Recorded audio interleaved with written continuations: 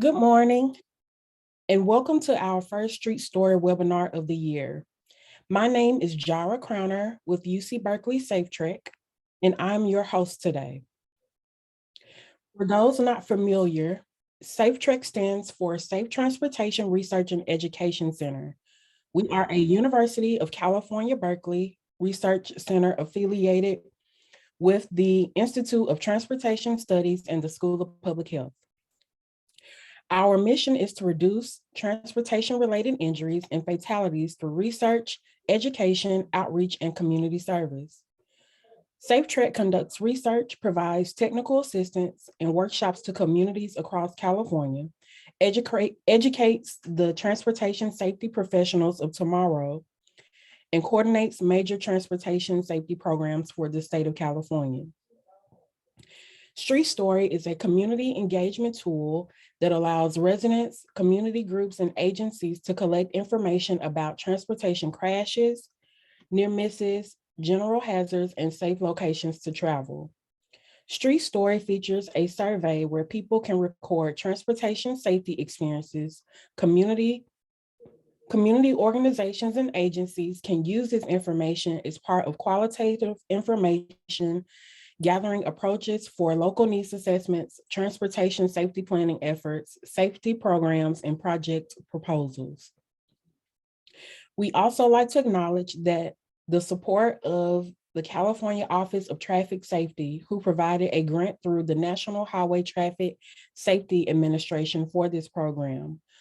We appreciate their dedicated support of community, pedestrian, and bicycle safety. Before we dive in, a couple of housekeeping reminders. Please be sure to mute your audio. We will be recording both the webinar audio and chat features, and we will make that recording available afterwards. If you do not want to be recorded, please refrain from taking or using the chat feature. If you have questions throughout the webinar, please type them in the chat box on your screen, and we will answer as many as we can at the end of the presentation. We encourage you to ask questions and make use of this feature. With that, I'm excited to introduce our panelists. Anna Lopez is the project and program analyst at SafeTrek, where she leads a transportation safety community engagement program of Spanish speakers. At the center, she also supports other pedestrian and bicycle safety education efforts. Her background in social welfare and lived experiences as a Latina from a low-income community in Los Angeles makes her passionate about improving the health outcomes of communities of color by addressing transportation inequities. She's also a student at San Jose State University in their Master of Urban Planning program. Colin Fisk is the founding executive director of the Coalition for Responsible Transportation Priorities in Humboldt County. He also currently serves on the Redwood Coast Energy Authority's Community Advisory Committee and the City of Arcata Transactions and Use Tax Oversight Committee.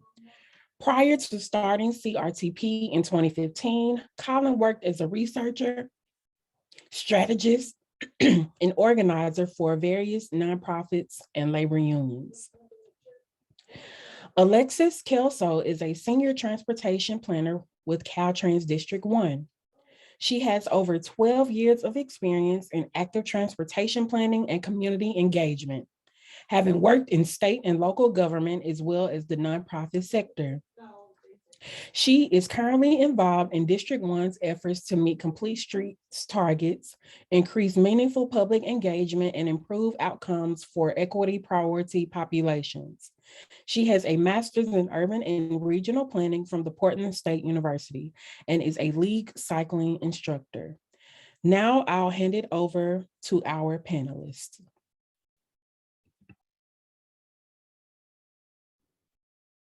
Hi everyone, my name is Anna, and usually we like to start to just talk through some of what Street Story is. And as my colleague Dara mentioned, Street Story is a community engagement tool where residents can, or community groups, agencies can collect information about transportation crashes, near misses, general hazards, and safe locations to travel.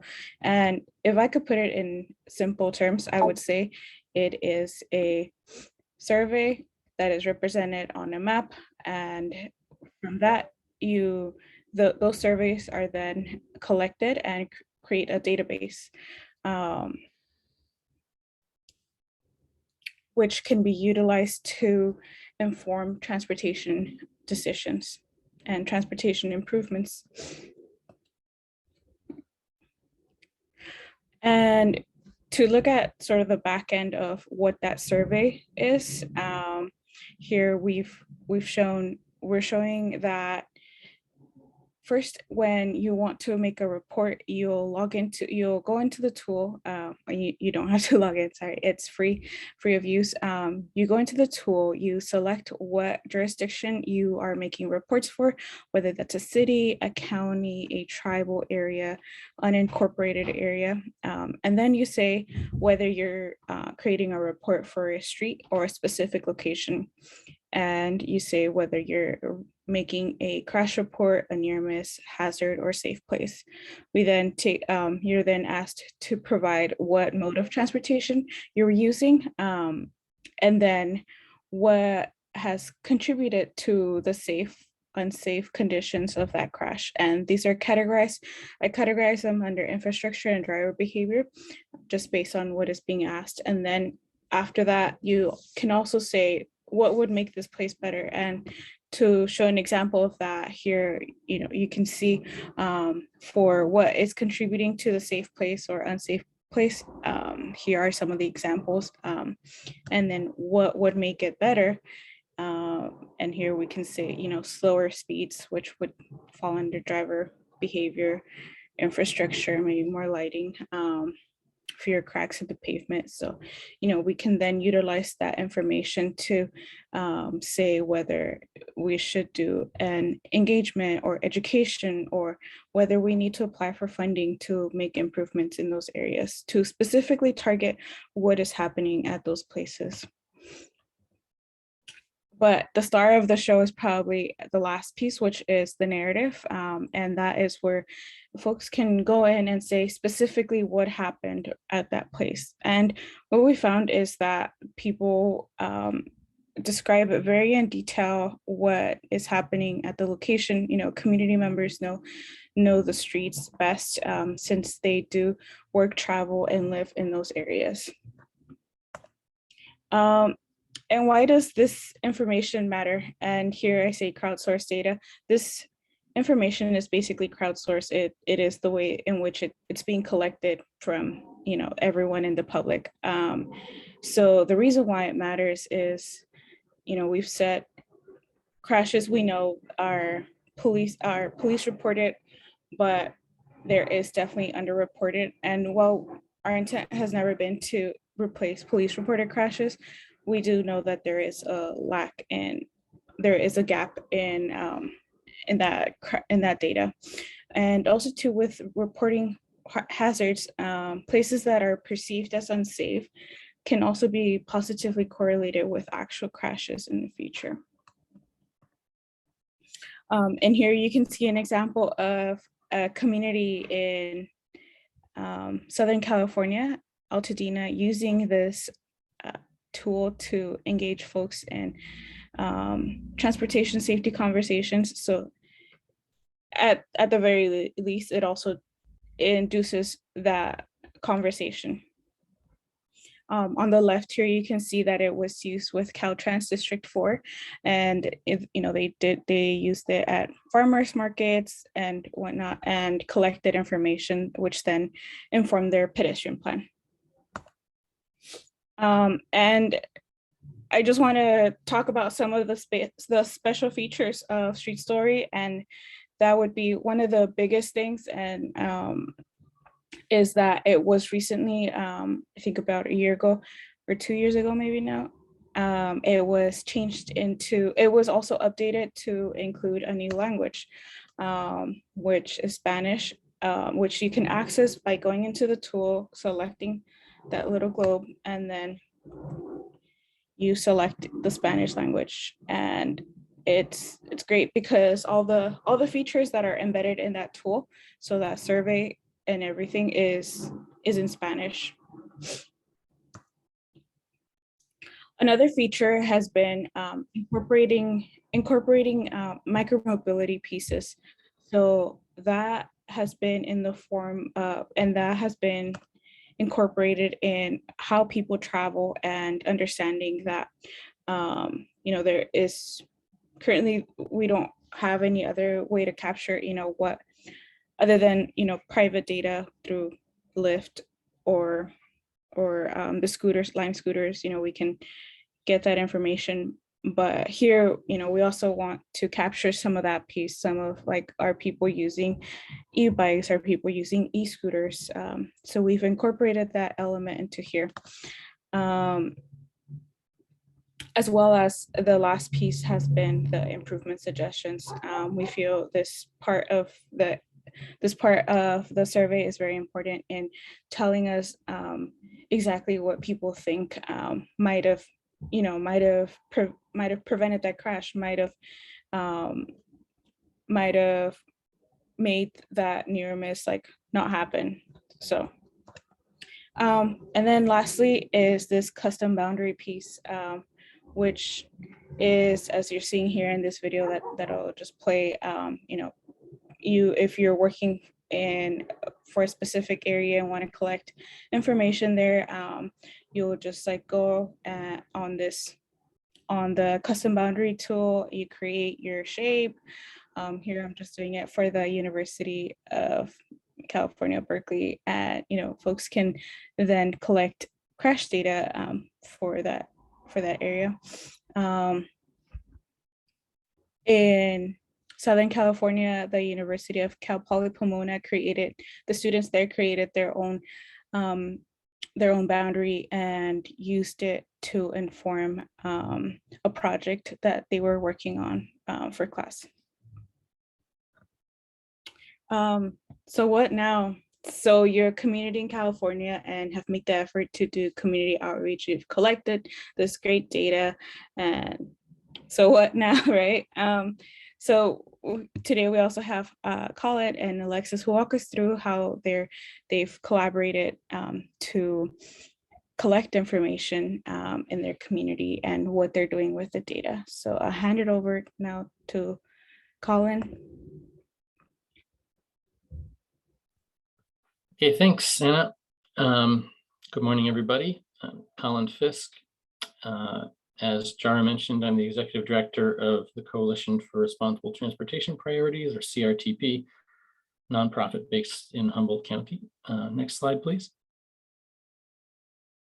So just by way of background, Humboldt County is generally considered a rural county. It's a large land area and a relatively small population, but I consider it more of a urban county, a sort of mixture, because most of the population is actually concentrated in a relatively small area around Humboldt Bay in the communities of Eureka, Arcata, and McKinleyville, in a landscape that is more urban and suburban than rural. The county as a whole, as well as many of our communities, are consistently ranked among the most dangerous in the state for bicyclists and pedestrians by the Office of Traffic Safety, and actually also consistently ranked among the most dangerous for drivers as well. So we certainly have challenges in terms of street safety. Next slide, please. So back in summer of 2019, CRTP partnered with SafeTrack to roll out Street Story in Humboldt County. We got some good local media coverage. You can see there's an article there from one of our most popular local media outlets. We also got good engagement from the county itself, as well as some of the cities and Caltrans and other local agencies. And one thing in particular I'd highlight is the county's Department of Health and Human Services public health staff really have embraced Street Story and partnered with us quite a bit on outreach, which I'll talk more about in a moment. Next slide, please. Thanks. So in the past 3 years since we rolled it out, we have received over 900 reports through the Street Story platform in the county. you can see they're scattered around, but they are concentrated largely in the Humboldt Bay area where most of the population is. So no surprise there. Next slide, please.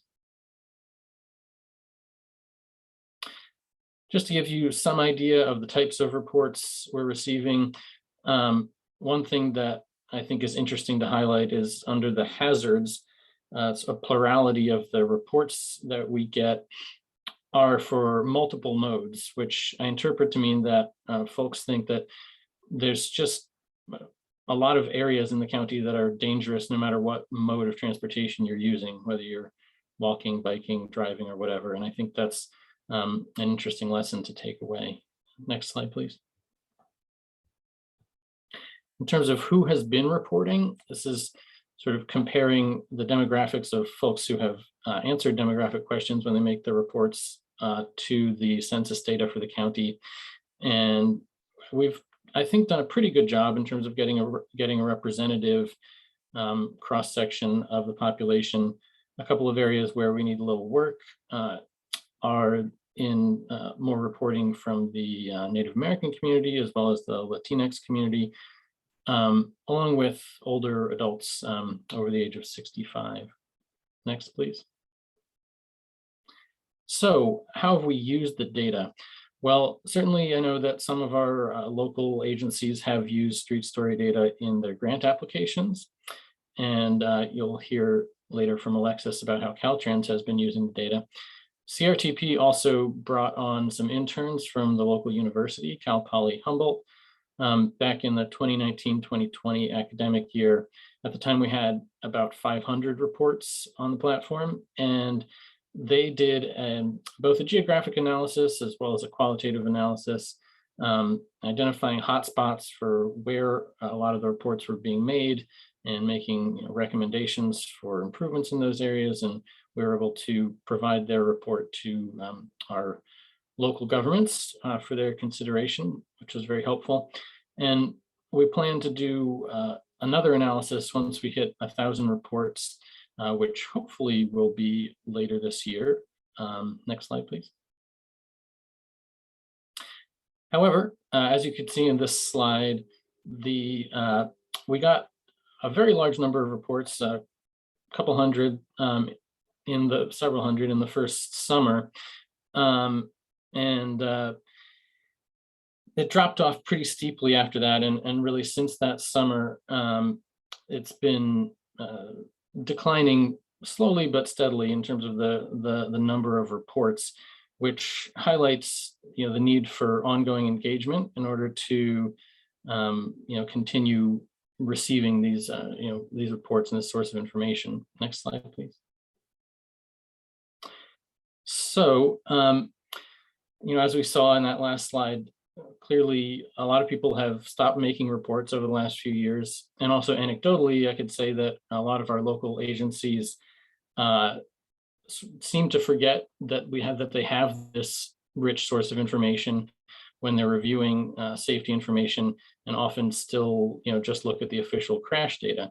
I think that this sort of highlights that we haven't yet made a habit locally in both the traveling public as well as in planners and engineers for making reports and for using those reports. And habit formation is difficult. And when you look at that graphic, there's sort of a representation of one of the common research-based models for how habits are formed. And so one of the things that we've tried to do recently is focus more on the cues. How can we consistently remind people in the right context to make these reports? Next slide, please.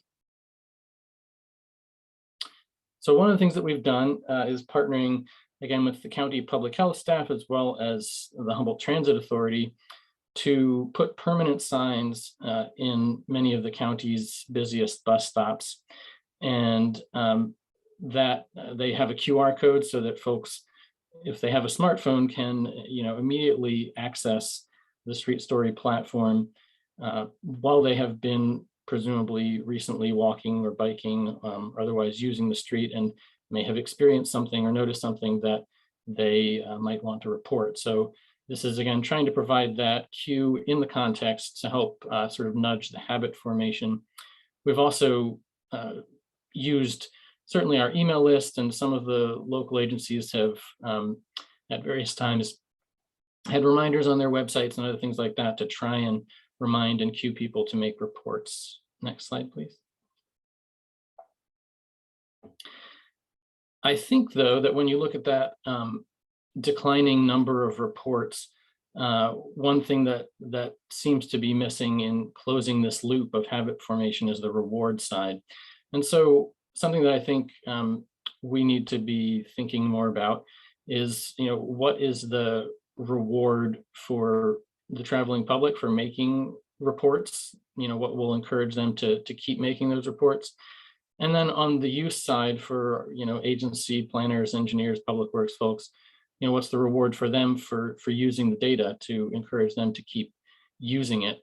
And I don't have clear answers to those questions yet, but I think if we want to make the most out of this tool and make the most out of the power of crowdsourcing to provide us with an ongoing rich source of data to complement official crash reports, we should try and figure out the answers to these questions so that using Street Story becomes more of a habit for everybody.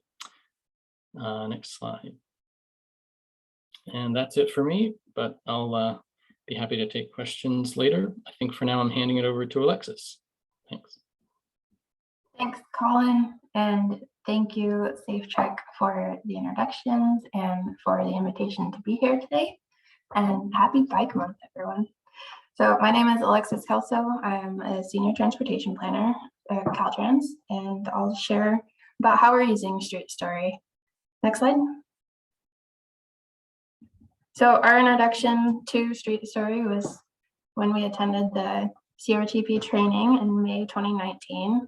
And I think just because of CRTP's work and my own work being focused on complete streets, most of our use in the district has been around understanding the needs of pedestrians and cyclists.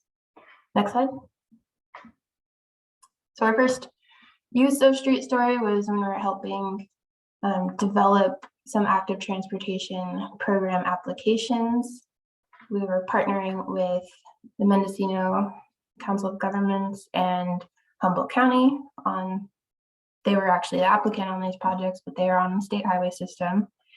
And we found that, in these really rural areas, there's a lack of safety data. So being able to crowdsource the data really helped illustrate the need for these projects in that specific application. And we promoted Street Story through using the custom boundary tool and also mailing out the flyers with the QR code to residents nearby so they could link directly to the tool. And one of these is in Humboldt County, so people are already pretty familiar with using it because of CRTP's work, but one of these projects is also in Mendocino County, so we expanded its use there, and people used it and helped us out with our grant application. Next slide. So then in fall of 2020, we were developing the District 1 active transportation plan, and each Caltrans district across the state was going through a similar process, and there had been a map survey tool developed specifically for that, and it's very similar to Street Story. But because of all of the promotion that CRTP had been doing, we had a lot of data already in Humboldt County, and we were kind of faced with this question of, well, do we ask people to fill out the Caltrans specific tool? And we didn't want to do that because it makes it seem like we were kind of then not paying attention to Street Story and not wanting to use data that was already there and available to us. So we made the decision as a district to just incorporate Street Story into our active transportation plan right alongside the survey that we were doing that was more specific to the state highway system. So this is a screenshot of the story map for our active transportation plan, and you can see Street Story has been incorporated. Next slide. So now when we're initiating projects, we review the street story reports right alongside all of our other active transportation data.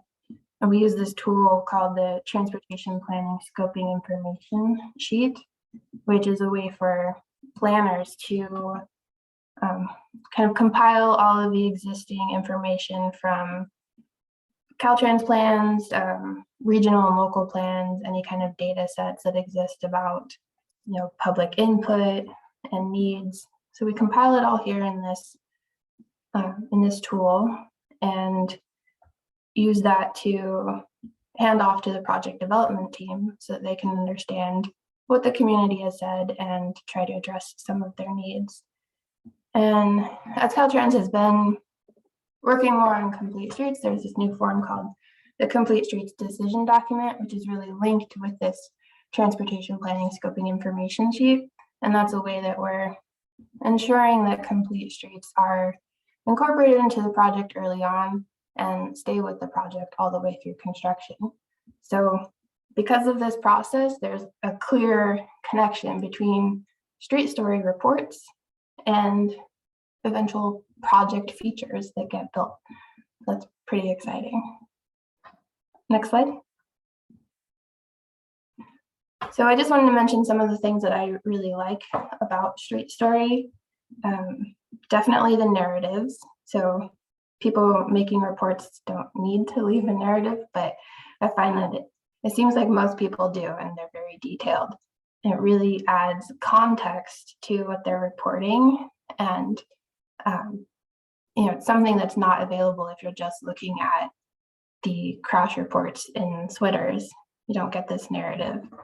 So it really helps us understand what's going on and how we can address the mobility needs of people.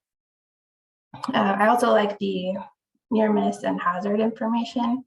It gives a kind of wider picture of what's happening and could be really helpful in proactive safety applications, as well as kind of calibrating a level of traffic stress.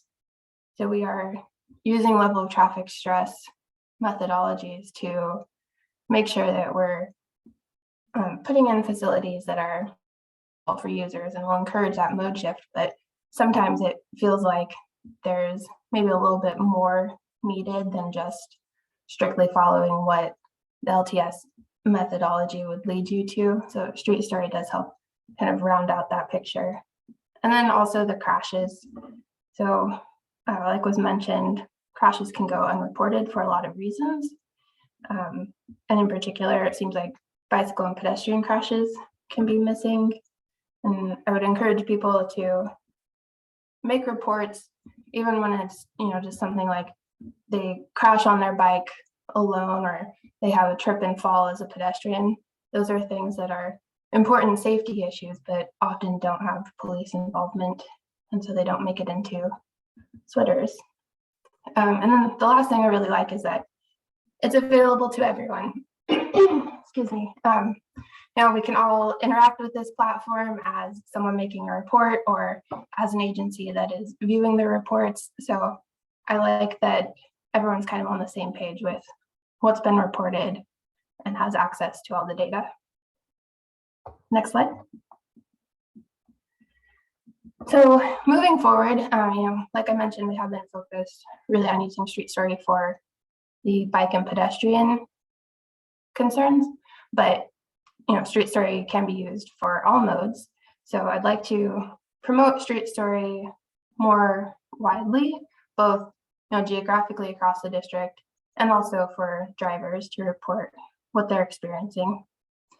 And then in addition to my Complete Streets duties, I am involved with our district's equity working group.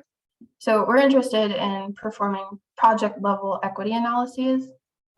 So I'm hoping in the future to incorporate Street Story into that, and using the demographic information that Street Story collects could be really helpful to understand mobility needs specifically for equity priority populations, and potentially at a scale that's really meaningful to project level analyses.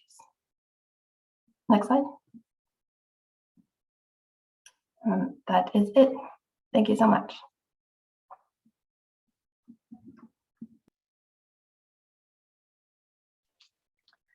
Thank you to Anna, Colin, and Alexis for those wonderful presentations. Now we're going to transition until our discussion section, and we're going to ask our panelists to please turn on their cameras. Thank you so much. And so to our attendees, if you have any questions, you can unmute yourself or you can type it in the chat and we'll acknowledge that. We seem to have a question already in the chat from Lindell Price. Can electronic displays giving updated street story reports be added near electronic transit signs? Seeing updates could encourage reporting. I think that's an interesting idea. I think we'd have to figure out what information could be displayed in a helpful way. I don't know. I think in our area, Caltrans has most of those interactive signs. I don't know, Alexis, if you have any insight into that.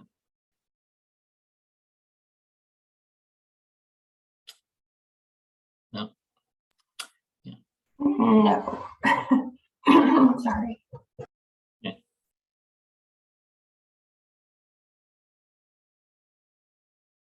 Okay, thank you, Colin. And next question we have from Philip Armstrong. What is the basis of measuring level of traffic stress?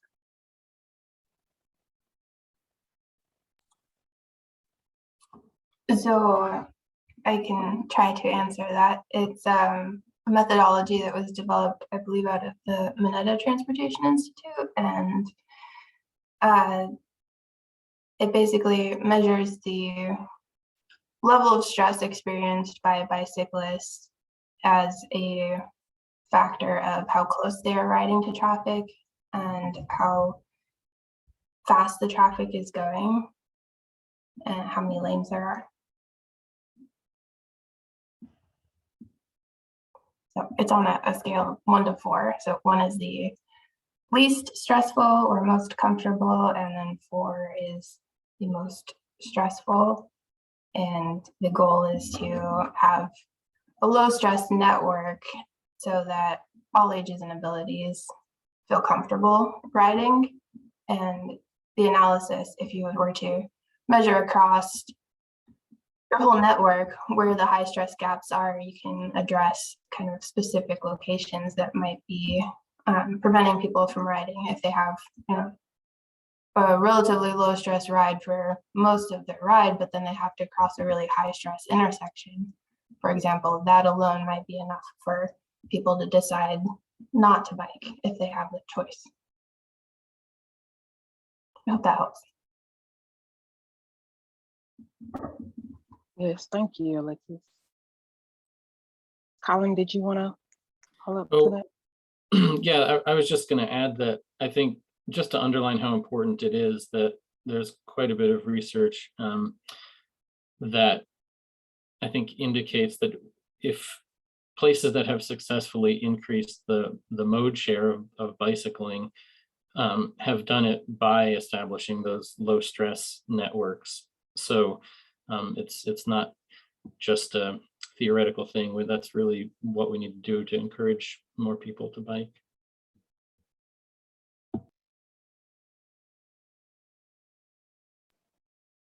And we had Dorothy Wong to ask, can level of traffic stress measuring be used for walking as well? Yes. It can. We have not used it in the district yet. I think it's a little bit more complicated than cycling because it factors in things like land use, if there's a separation of like street trees or other landscaping between the sidewalk and the traveled way. And those things are generally not as available in existing data sets as some of the bike stuff. So It's a little more time intensive to collect the data required for pedestrian level traffic stress analysis.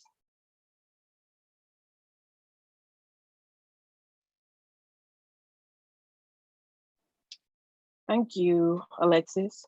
Next, we have a question from Brad. Are there any ways people without smart devices can report accidents or hazards? And the answer to that is yes.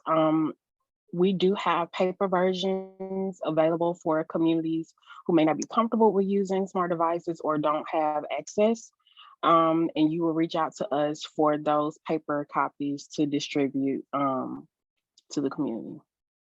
Thank you, Brad, for asking that question. Okay, and Colin, we have a question for you. Let's see if you shared the image of the QR code at the bus stop. Were you able to track the use of those QR codes, and was it effective in driving street story reports? So no, we aren't able to track where the visitors to Street Story are originating from. I don't know if SafeTrek can do that, since y'all are maintaining that platform, but I will say we haven't unfortunately seen, or there's no clear signature in the data that when we put those out, there was immediately an increase. But I would also point out that they went up during the pandemic, so ridership is still down on public transit. So hopefully going forward, they will be more effective at driving people to the site.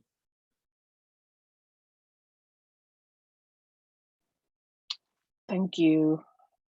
And this question can be answered by many of you. What are the next steps for using Street Story in your work? And are you focused on sustaining what you're currently doing with your projects, or are you seeking to intensify or heighten the use of Street Story in some way?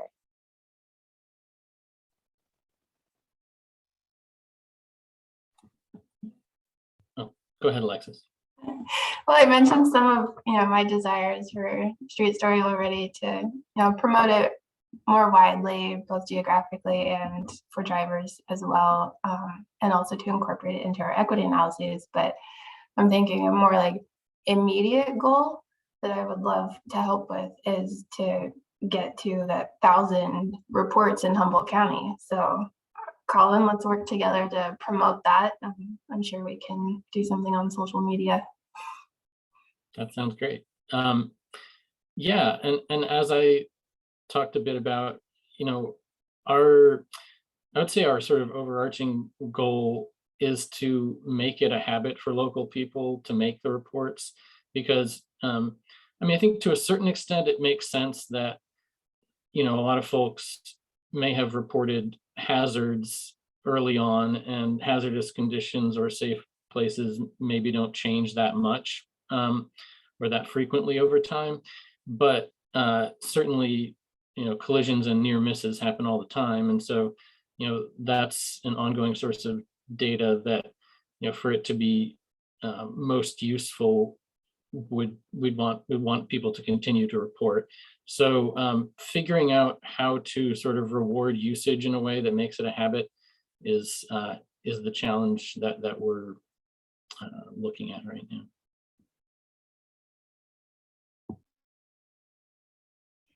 And I see a raised hand, Daniel. Yes, thank you for calling on me. Let me lower my hand here before I forget. Yeah, Daniel Dominguez. I'm actually out here south of you in Fresno, California. And I'm a community organizer in Southwest Fresno, and I've been working with a group of residents for, almost 4 years. A number of them have gone through the CalWalks assessment with a team from UC Berkeley.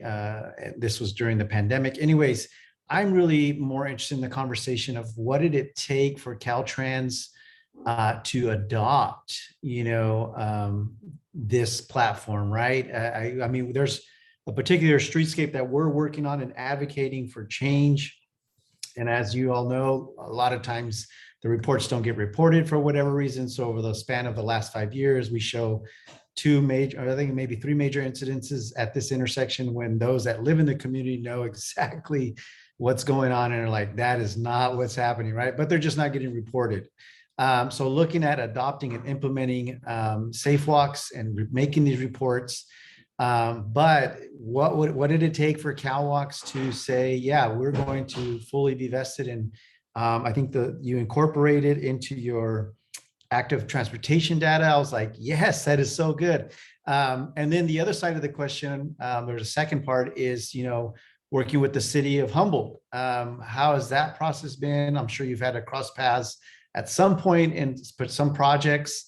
And, are they also adopting this platform? Or, yeah, I don't know. I'm just looking for some words of encouragement maybe, and also some wisdom here that I may be able to utilize in Fresno. Thank you. Yeah, great questions.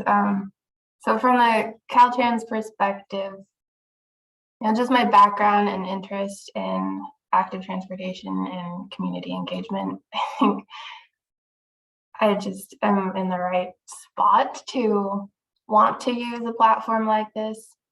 I would say to contact the planner in your district that is working on the CAT plan. So if you go to catplan.org, you should find that contact information. And maybe mention some of these things like the Transportation Planning Scoping Information Sheet, TPSIS, shorthand, and how it's been used. And also if you want to mention that I'm using it, I'd be happy to talk to other Caltrans people, encourage them to use it. And then as far as working with our local jurisdictions, I think, we've partnered on those ATP applications. So they're, as far as I know, very into using it. We work closely with them in project development for other projects. But I can't speak to when they are developing their own projects, like off the state highway system, how much they're using Street Story. So maybe Colin has more information on that. Yeah, and I think part of what I was referring to earlier is that, I've noticed, for example, the cities of Eureka and Arcata, which are the two biggest communities up here, they have transportation safety committees. And, early on, those committees were talking about Street Story and kind of reviewing that a bit. And but it's sort of dropped off their radar, it seems. And so I have to kind of keep reminding them that it's there. And I think, again, people are just used to the other source. They're used to the official police reported data. The committees and city councils often have, representatives of law enforcement show up and give them updates about, official collision statistics and things like that. So it's just not quite built into that routine yet. I do want to give Alexis a lot of credit, though, for advocating this within Caltrans, and so thank you, Alexis. She's a great ally there.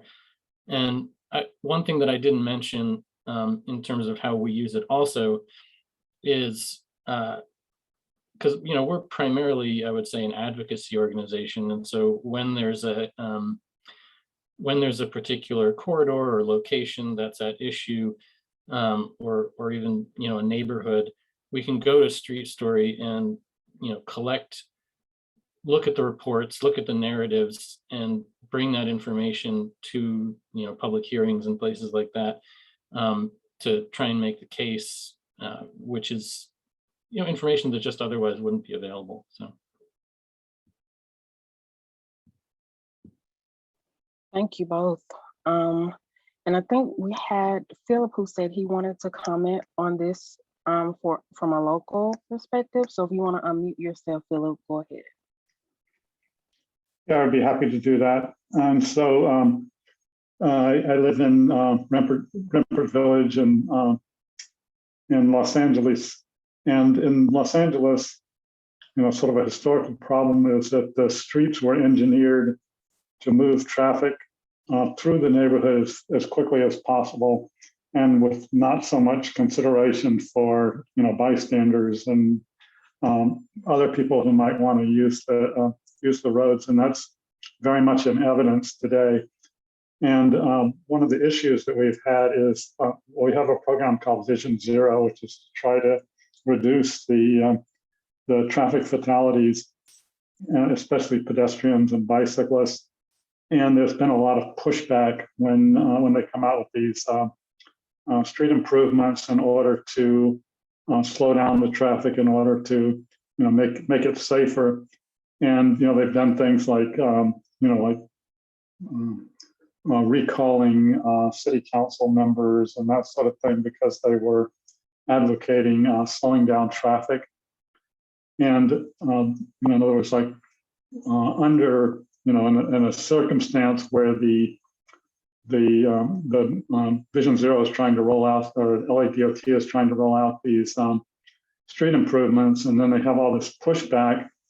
It seems like it would be very valuable to have this contrary data. In other words, it's not brought up in a moment of crisis to try to change the outcome, but it was information that was available and that Vision Zero and LADOT relied upon in order to substantiate the need for these changes. And in talking about the inadequacy of traffic collision information, I looked out my window one day and I saw a car speeding down the street, and it hit a total of 4 other cars.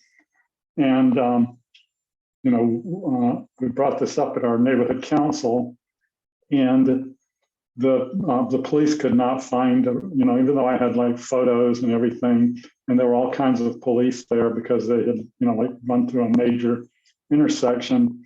It was at night, so there weren't that many cars hit, but it was a major collision, in my opinion.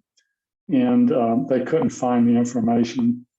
They could not come back and say, what the outcome of it was, because there was like some driver who was like drag racing, and the person ran away, and so presumably it was going to be investigated, and they could never tell us the outcome of the investigation.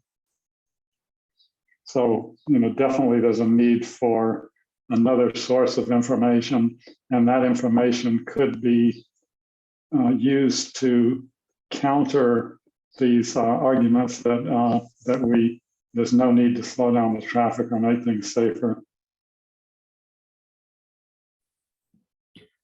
Thanks for that comment, Philip. And I think that's really true. And it reminds me of, one of the things that we hear sometimes when we're advocating for, bike and pedestrian safety improvements is, well, no one walks and bikes here. Why would you, why do we need that?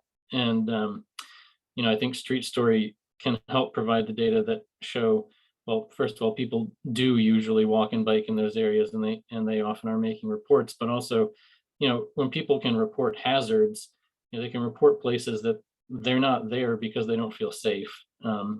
And so that's something that is also missing from the crash data, the official crash data.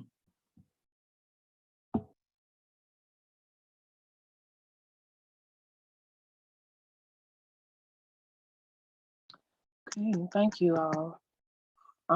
Seems we have another question from Stanley Price. How does excluding off-road bicycling and multi-use paths from SWTR's impact safety assessment? Should Caltrans and other jurisdictions use Street Story to help fill this gap?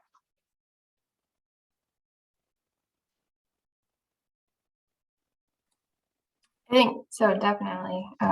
We're seeing a lot more paths built around here that are for the exclusive use of pedestrians and cyclists, and you can still have a collision or a crash or a trip and fall in those areas, and they are transportation facilities, and how they get designed and constructed is important. And if there's a deficiency on those facilities, we should know about it.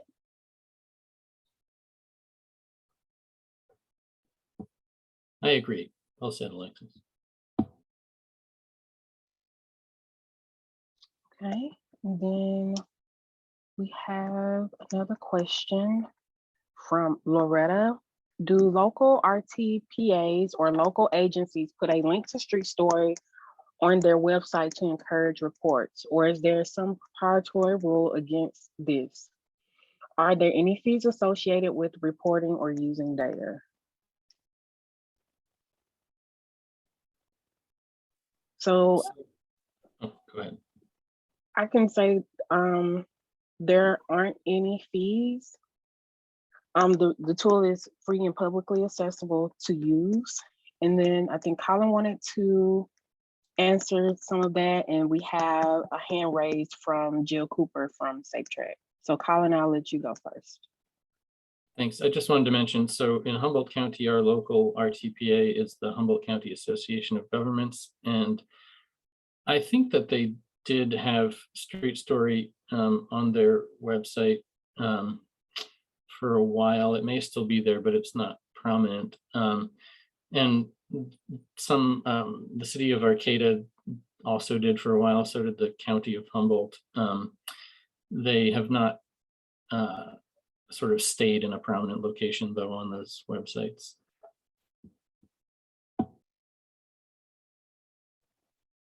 Okay, Jill, if you wanted to unmute yourself, you can go ahead and do so now. Thank you, Jara, and thank you for that comment, and thank you all presenters for your information. I think in terms of having links on websites, I'm reminded, I think both Colin and Alexis sort of drive that point really home really well.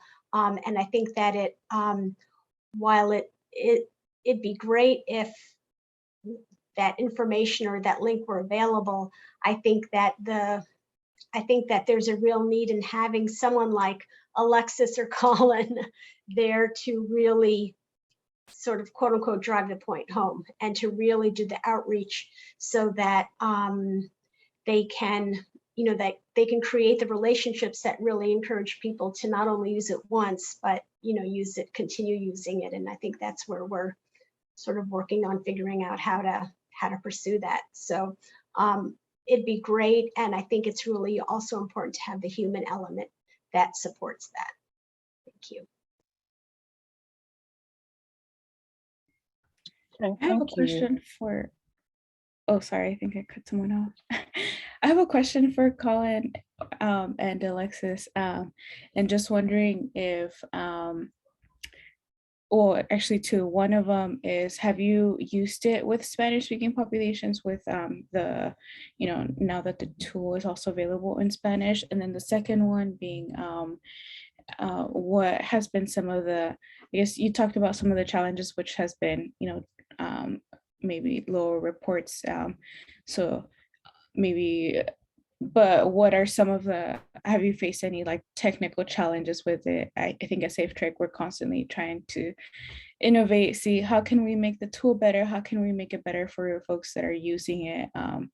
So what, I guess, what might be some of the challenges that you are currently facing with the tool that, would think this one thing would make it better? I'll take a stab at that. So we have promoted a bit the availability of the tool in Spanish. I'm not fluent in Spanish myself, so I haven't done a lot of direct outreach personally, but I don't know, I don't know if that's something that you can track, but I don't know whether there have been reports made locally through the Spanish language version, or if that comes through differently on your end, but that would be something I'd certainly be interested in knowing. On the other side, the other question about technical sort of improvements, I will mention that early on, we tried to, we used the paper version a bit when we were, tabling at events and things like that, and found that we had limited success at, convincing people to sort of make the paper reports right there in person. And, we even tried having sort of a tablet with us that people could do it electronically, but also wasn't super successful. So I think, having people do it on their own time for whatever reason, that maybe in the context of a meeting, as you were pointing out earlier, might be a more conducive way to get people to do it in person. But the question that we got the most frequently when we were encouraging people in person to use the report was like, is it an app? Can I get an app? So I know that's probably on your radar, but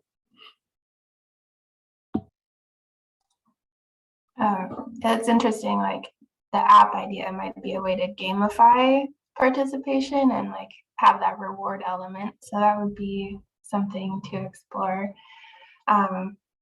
For me, things that I would like to see in the future are a question about income as part of the demographics data.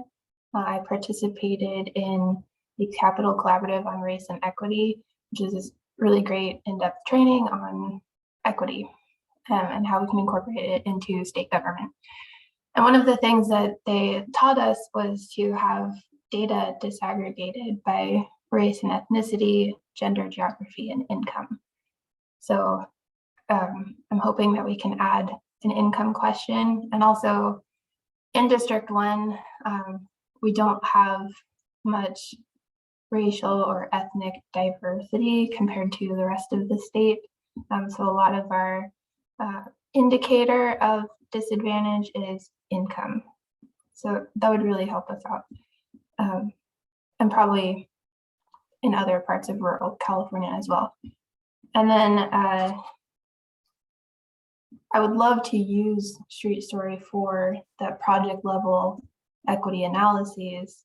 And I think currently the data are not available at that scale.